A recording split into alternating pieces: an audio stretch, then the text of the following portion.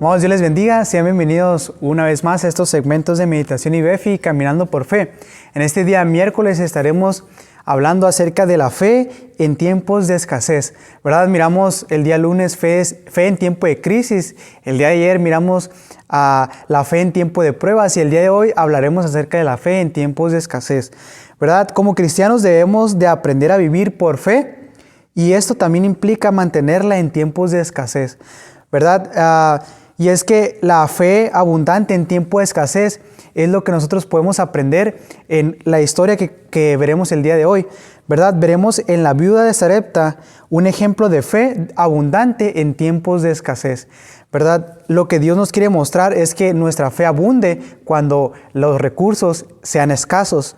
Y lo que nos dice la Biblia en 1 Reyes 17, versículo 9, es que Dios nos prueba Dios prueba nuestro nivel de fe, ¿verdad? Porque a veces, muchas de las ocasiones, la escasez pone entredicho nuestra fe y el nivel que tenemos de confianza con Dios. Conocemos la historia, ¿verdad? Y quisiera nada resaltar unos puntos importantes de esa historia. Y en el versículo número 9 dice lo siguiente. Dice, levántate, vete a Sarepta de Sidón y mora allí. Y he aquí yo he dado orden allí a una mujer viuda que te sustente. Parece un poco, ¿verdad?, paradójico, un poco incongruente que Dios demande de una viuda el sustento para otra persona, ¿verdad? Pero Dios estaba probando en la viuda, ¿verdad?, a la fe que muchas veces Dios quiere que nosotros mostremos en los tiempos donde la escasez llega a nuestra vida. Y no solamente Dios muestra, ¿verdad?, en esta historia una manera de probar la fe de ella, ¿verdad? Dice la Biblia que era lo único que tenía, con lo único que contaba, los recursos que tenía fueron los que Dios le demandó, ¿verdad? Y vemos cómo en el versículo número 9, ¿verdad?, Dios da la orden de que la mujer sustente, ¿verdad?, a Elías. Y en muchas ocasiones nosotros nos podemos encontrar en esta manera, ¿verdad? Cuando nosotros nos encontramos tal vez en escasez, en dificultades, ¿verdad?, económicas, Dios demanda de nosotros pruebas, ¿verdad? Dios demanda que nosotros sigamos constantes en nuestros diezmos, en nuestras ofrendas, porque en los tiempos donde la fe abunda, muchas veces en ocasiones puede que escasee el recurso. Y lo que Dios nos dice en esta historia es que Dios nos va a probar. Tarde que temprano seremos probados en este aspecto.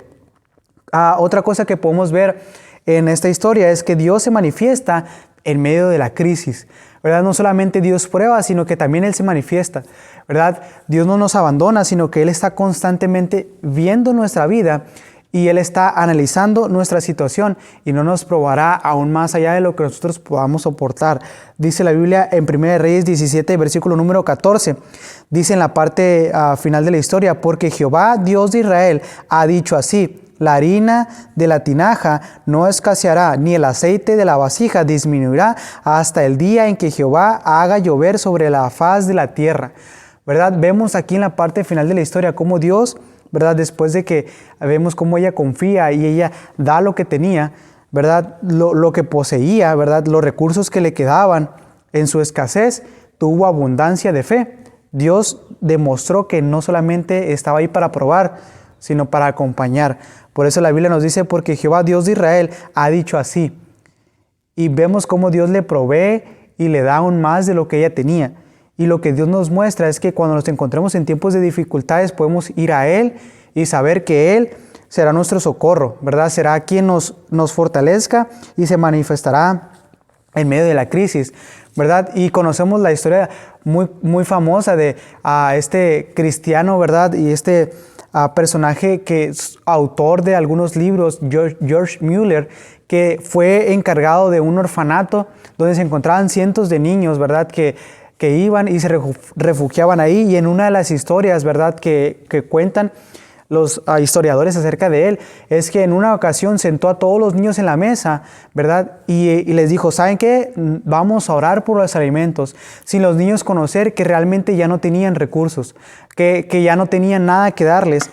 Y fue cuando terminaron de orar que llegó el panadero y les ofreció el pan que les había quedado, ¿verdad?, que había tenido en ese día, y se los ofreció, ¿verdad? Y después, de una manera muy evidente vimos la providencia de Dios en ese caso, porque la persona que se encargaba de repartir la leche en esa ciudad se le descompuso enfrente del orfanato, y fue así como Dios le proveyó a George Mueller y a su casa hogar en ese momento. Y es que, como vimos en la historia, Dios no solamente nos prueba, sino que durante la prueba nos acompaña y se manifiesta.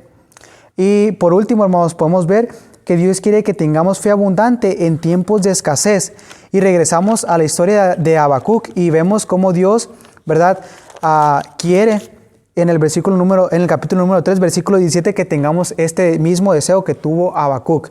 Dice la palabra de Dios: aunque la higuera no florezca, ni en las vides haya fruto, aunque falte el producto del olivo, y los labrados no den mantenimiento, y las ovejas sean quitadas de la majada, y no haya vacas en los corrales, con todo yo me alegraré en Jehová, y me gozaré en el Dios de mi salvación.